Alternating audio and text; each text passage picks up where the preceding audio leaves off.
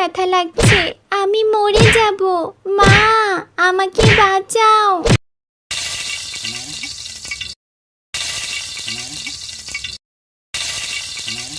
সে অনেক কাল আগের কথা। এক জঙ্গলে বাস করত এক শিয়াল। সেই শিয়ালের ছোট ছোট দুটি ছানাকে রেখে তার শিয়ালনি মারা যায়।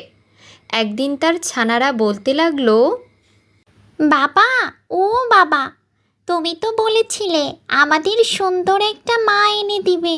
কই আমাদের সুন্দর মা? এখনো আসছে না কেন? আসবে বাবা, আসবে, তোমাদের মা খুব শীঘ্রই আসবে। না বাবা, তুমি আজই আমাদের একটা সুন্দর মা এনে দিবে। তোমরা দেখছি তোমার মায়ের জন্য একেবারে পেরেশান হয়ে যাচ্ছ। আচ্ছা ঠিক আছে, আমি আজই তোমাদের একটা সুন্দর মা এনে দিব। এই বলে শেয়াল পাত্রী খুঁজতে গুহা থেকে বাহির হয়। এইদিকে এই জঙ্গলেই বাস করত টুনি। মারে, তোর বাপ মারা যাওয়ার পর থেকে আমি এখনো কোনো কাজ পাইনি। তুই এত বায়না ধরিস না মা। আমি কোনো একটা কাজ পেলে তোকে সব এনে দিব। না মা, আমি এসব কিছু বুঝবো না। আমাকে একটা পুতুল এনে দাও। আমার সাথে সবারই পুতুল আছে। আমাকে একটা পুতুল এনে দাও মা। উফ, তোকে যে কি করে বোঝাই। আচ্ছা ঠিক আছে, আমি গিয়ে দেখি কোনো কাজের সন্ধান পাই কি না। আজ পুতুল নিয়েই কিন্তু ঘরে ফিরবে মা, না হয়তো আমি কিছুই খাবো না। আমি শুধু পুতুল চাই।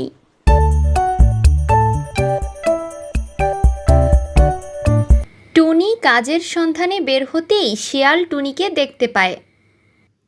আরে, পাত্রী খুঁজে আমি সারা জঙ্গল ঘুরে বেড়াচ্ছি, আর এই সুন্দরী রমণী দেখছি আমার মাথার উপর দিয়ে চলে যাচ্ছে।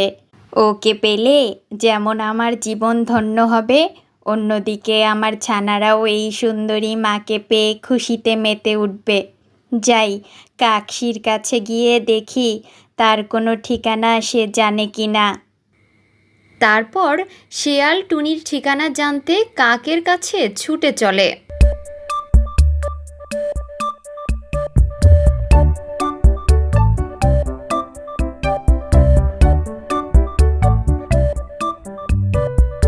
কাকশি, আরে ও কাকশি, ভাগ্নে, তুই ঘরে আছিস নাকি?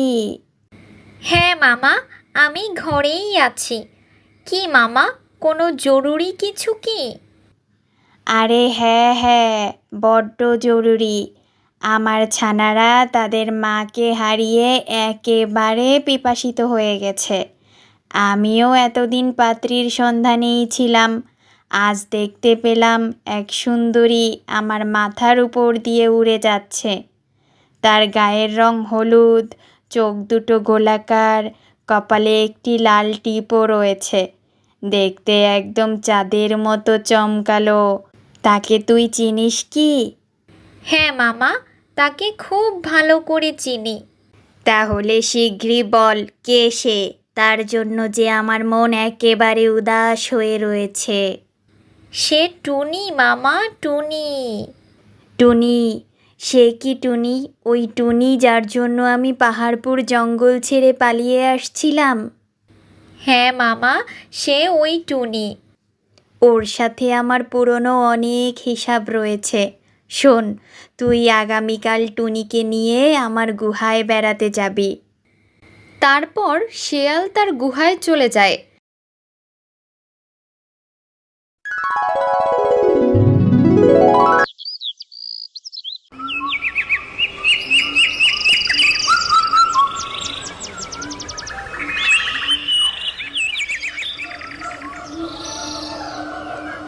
শিয়াল মামা বলছিল টুনিকে নিয়ে তার বাসায় যেতে। যাই গিয়ে দেখি টুনি বাড়িতে আছে কি না।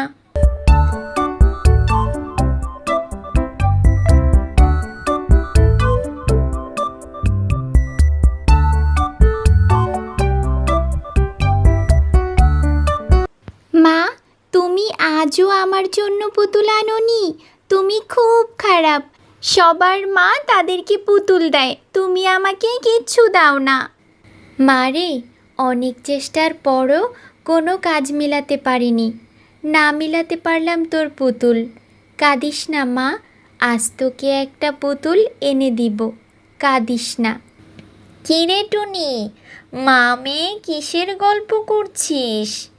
দেখ না কাকসি, ওর বাপ মারা যাওয়ার পর থেকে এখন পর্যন্ত কোনো কাজ মিলাতে পারিনি। সংসার চালাতেই ধমাধম, তার মধ্যে মেয়েটা আবার এক পুতুলের বায়না ধরে 2 দিন যাবৎ বসে আছে। চল আমার সাথে এক জায়গায় যাই। কোথায়?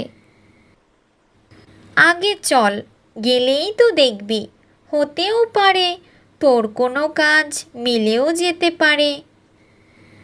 বলো কি, আমার কাজ হতে পারে? তাহলে চলো, এখনই চলো। এই বলে কাক টুনিকে শেয়ালের গুহায় নিয়ে যায়।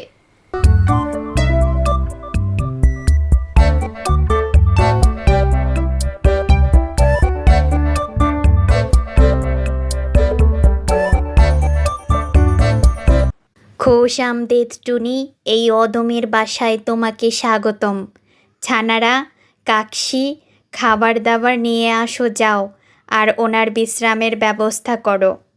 ভাই, ওই দেখ ভাই, আমাদের বাবা আমাদের জন্য কত সুন্দর একটি মা নিয়ে চলে আসছে।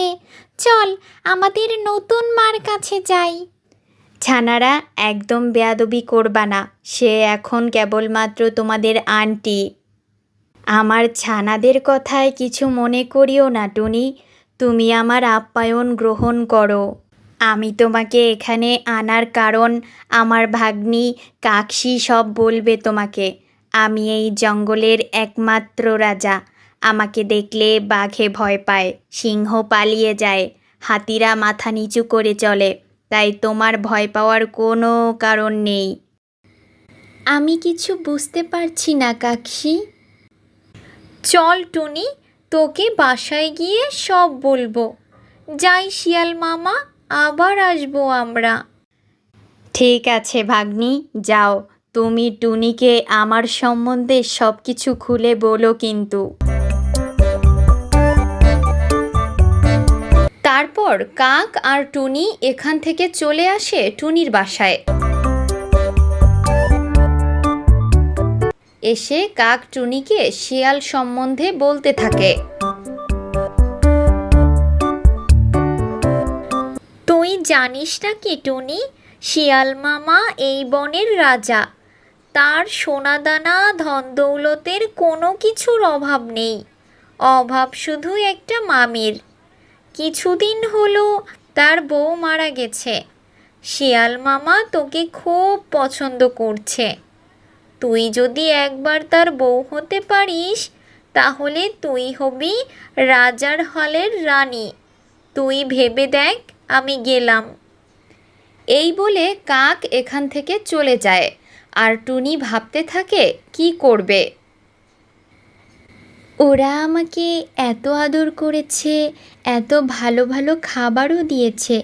এই জঙ্গলে তো আরেকটি টুনা আমি পাবো না, আর এভাবে আমার সংসারও চালানো সম্ভব না। কাকসি বলল শেয়াল আমাকে খুব পছন্দ করেছে, তার কাছে আমি রাজকীয় হালে থাকব। তারা যা বলল তা সত্য কিনা তাও জানি না।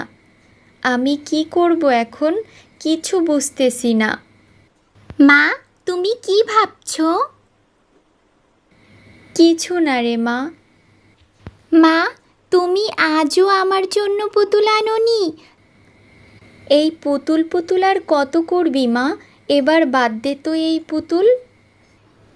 কিসের ঝগড়া হচ্ছে মা মেয়ের মধ্যে? আরে শিয়াল সাহেব যে, হঠাৎ কি মনে করে এই গরিবের বাড়িতে? এটা মনের টান টুনি, আশা করি ভাগ্নি কাকসি তোমাকে সব বলেছে। আমি শুনেছি তোমার ছানা তোমার কাছে একটি পুতুল চায়। আমি এই জঙ্গল পুতুল দিয়ে ভরাট করে ফেলবো, শুধু তোমার ছানার মুখে একটু হাসি ফোটানোর জন্য। টুনি, আমার শিয়ালনি হারিয়ে আমি এখন রাজ্যহীন রাজা। আমার এই দুঃসময়ে আশা করি তুমি আমার পাশে থাকবে। দুষ্টু শিয়ালের মিষ্টি কথায় অবশেষে টুনি শিয়ালকে বিয়ে করে। টুনির ছানাকে নিয়ে শিয়ালের গুহায় চলে যায়।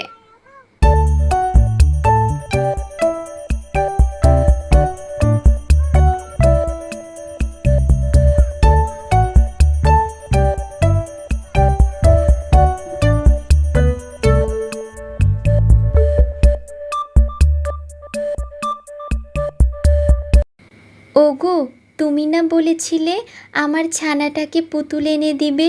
দাও না, সে যে এখনো পুতুলের জন্য অনেক কান্নাকাটি করছে। আমি শুধু তোমাকে বিয়ে করছি টুনি, তোমার ছানাকে নই। যাও এখান থেকে, যাও বলছি। তুমি তো তখন বলেছিলে পুতুল দিয়ে এই জঙ্গল ভরাট করে দিবে আমার ছানার মুখে একটু হাসি ফোটানোর জন্য, আর এখন এসব কি বলছো? আচ্ছা ঠিক আছে, এত করে যখন বলছো, আজই তোমার ছানার পুতুলের ব্যবস্থা হবে। যাও। টুনি চলে যাওয়ার পর দুষ্টু শিয়াল তার দুই ছানাকে ডেকে বলে,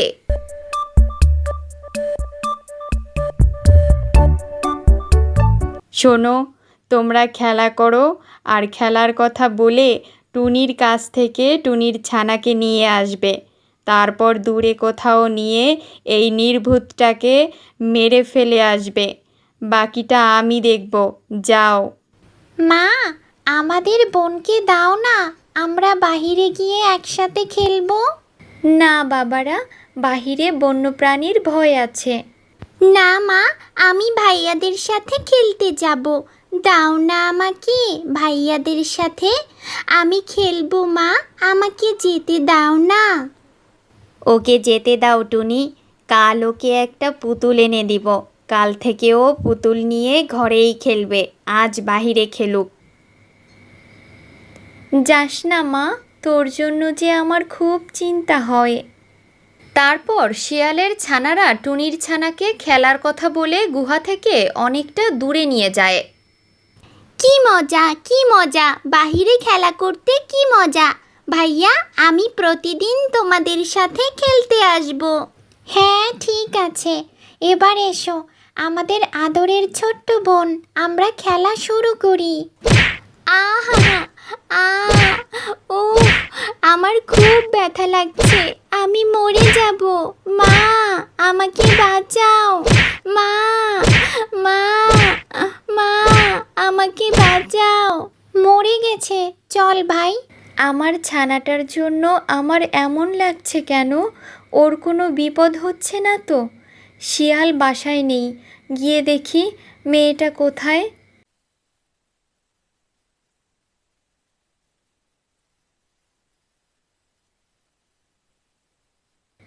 হায় হায়, শিয়াল ছানারা দেখি চলে আসছে, আমার মেয়ে কোথায়?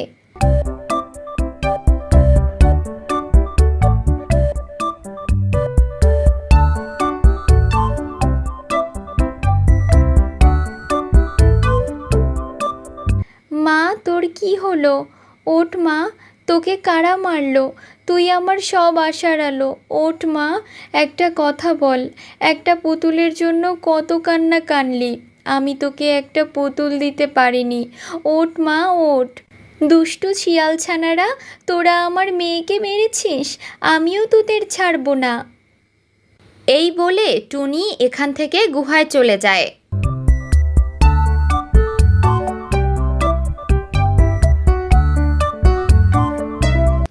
আমার ছানারা বলল তোমার ছানাকে নাকি বন্যপ্রাণীরা খেয়ে ফেলেছে, তাদের সাথে ওরা পেরে ওঠেনি।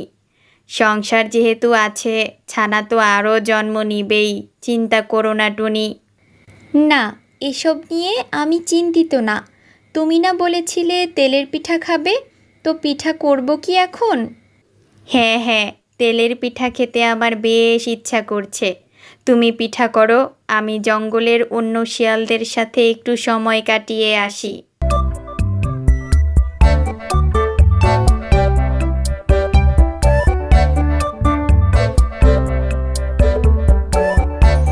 দুষ্টু শিয়াল ছানারা, তোরা আমার মেয়েকে মেরে খুব আনন্দে আছিস?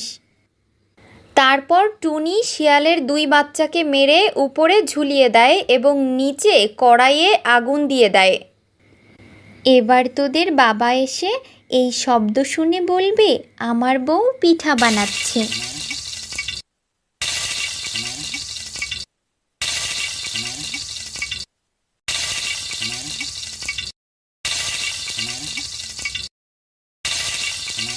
তারপর টুনি চিরদিনের জন্য এই গুহা ছেড়ে চলে যায়।